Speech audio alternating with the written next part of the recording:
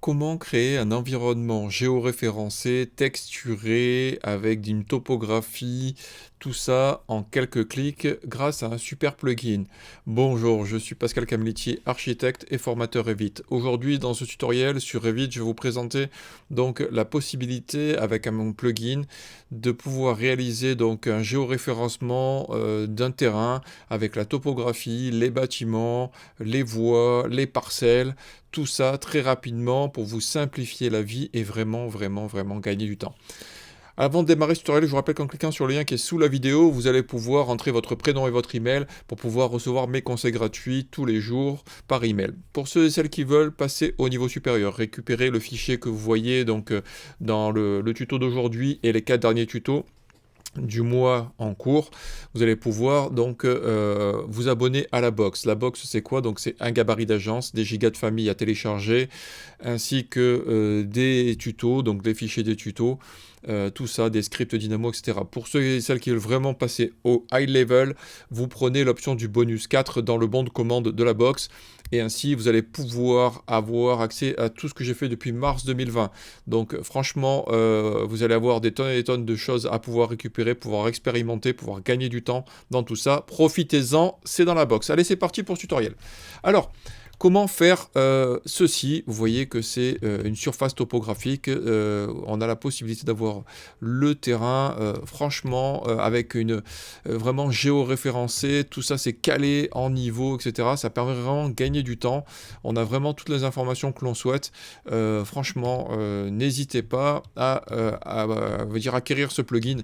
Alors, je vous dirais, là, il n'y a pas d'affiliation. Je vous donnerai le lien dans la box pour pouvoir récupérer ce plugin. Voilà, je vous mettrai juste un petit lien aussi là qui va apparaître autour dans la vidéo pour pouvoir voir ceci. Donc c'est le plugin UCM pour Revit. Vous allez voir, franchement, c'est top. Si vous contactez la personne, dites que vous venez de ma part, franchement, ça lui fera plaisir. Et en plus, il comprendra d'où ça vient, de manière à ce qu'il puisse vous faire le meilleur accueil. Alors, du coup, comment faire ceci? Bah, simplement, vous allez installer le plugin qui s'appelle UCM. Voilà. Ce que je vais faire, c'est que je vais repartir à blanc. Je vais fermer ce fichier. Je ne vais pas l'enregistrer. Je vais vous montrer comment ça marche. On va faire un projet architectural par défaut. Donc du coup, une fois qu'on est là, il vous suffit simplement donc de venir sur le plugin UCM. Donc là, la première chose à faire, c'est que vous devez aller sur les paramètres ici.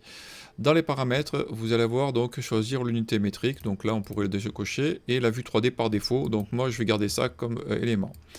On a donc les préférences générales en anglais ou pas, vérifier si on a les mises à jour ou pas. Bon là, je vais laisser comme ça.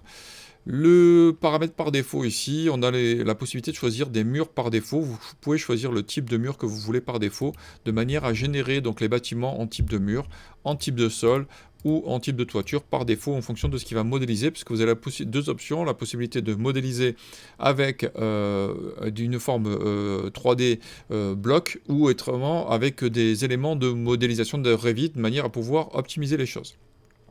On peut donc choisir UCM bâtiment pour les bâtiments, les toitures par défaut, on va laisser par défaut pour l'exemple.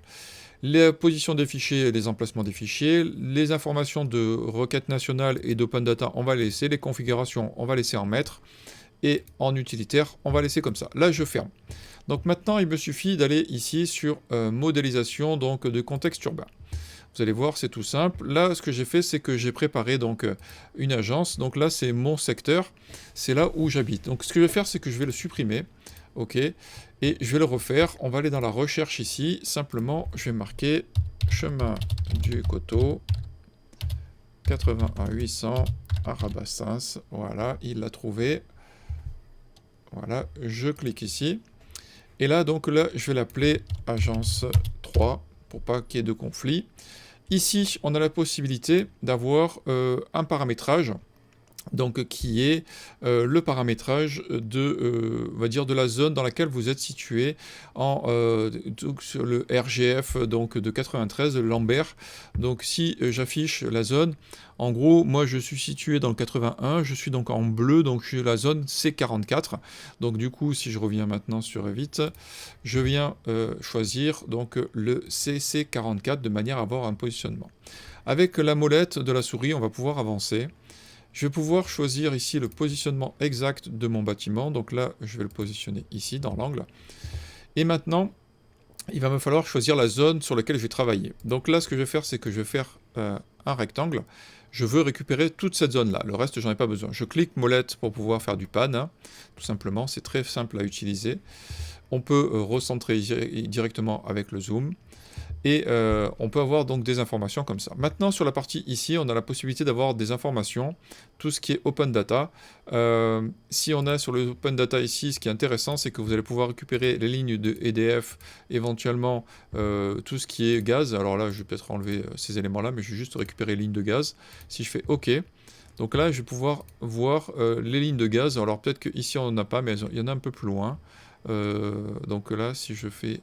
hop, oui, on va effacer, on va agrandir un peu. Normalement, je crois qu'on a des lignes de gaz qui apparaissent par là. Bon, peu importe. En tous les cas, je sais qu'il y a des éléments qui sont dans le secteur par certains points là. J'ai pas dû charger les bonnes informations. Qu'est-ce que je vais pouvoir récupérer? Est-ce que j'ai... Normalement, il y avait les cartographies en service. Ah, peut-être que c'est pas encore en service. Bon, peu importe.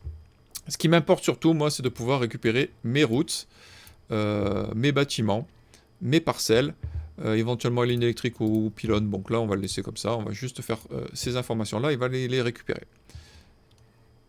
Donc là, il va les charger. Une fois qu'elles sont chargées, je peux afficher les sélectionner pour les récupérer pour l'import tout à l'heure. Là, je vais les présélectionner. Donc là, ce que je vais faire, c'est que je vais sélectionner ces éléments. Je vais vous montrer la suite et après, on reviendra pour la sélection globale. Quand on voit qu'on superpose, vous voyez qu'on a des informations par rapport à la feuille, etc. Donc c'est vraiment très précis par rapport aux données géomètres. La carte ici, moi, je veux une photo aérienne donc de ma zone. OK. Donc là, il va la récupérer. Je peux l'afficher ici, mettre l'œil ici et voir voilà, les éléments. Donc là, on voit qu'on a la carte qui est bien affichée. On a l'altimétrie. Moi, ce qui m'intéresse aussi, c'est avoir la volumétrie, évidemment, hein. Donc, je peux aller chercher les points. Et je peux dire, OK, je veux des points. Alors, je vais masquer la carte pour pas qu'elle vienne brouiller la lecture. Voilà. En fonction des points du maillage que je veux récupérer. Là, j'ai tous les 25 mètres. Là, si je mets tous les 15 mètres, si je réactive, il va recalculer. Et il va me donner quelque chose. Et là, je pourrais même aller sur ça jusqu'à 5 mètres pour réactiver. Et avoir quelque chose qui est quand même assez poussé au niveau du détail de la volumétrie.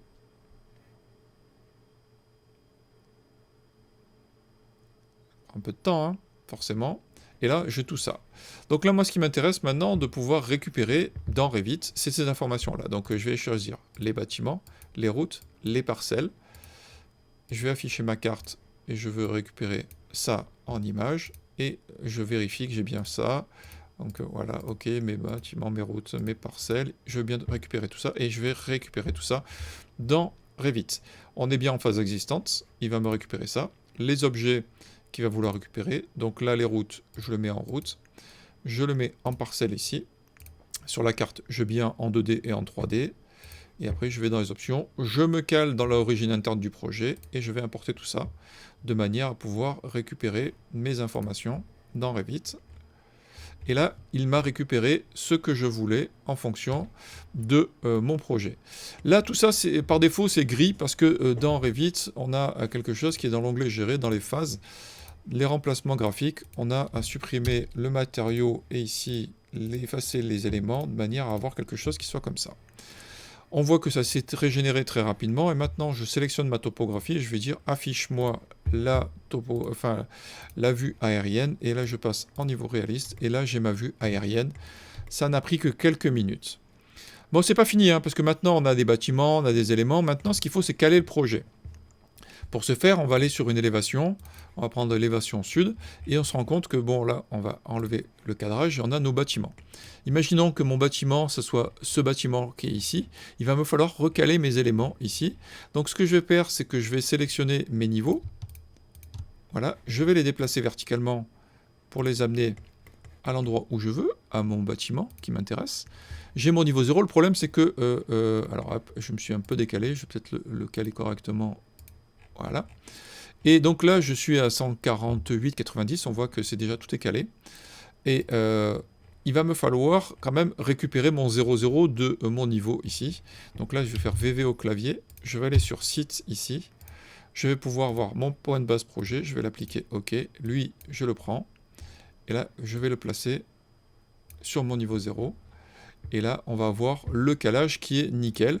Ce qui veut dire que maintenant, si je fais un annoté, je vais avoir la possibilité donc d'avoir une information. Là, je suis à 6 mètres, mais si je le prends et que je le mets en élévation relative, on voit que je suis à 154,90.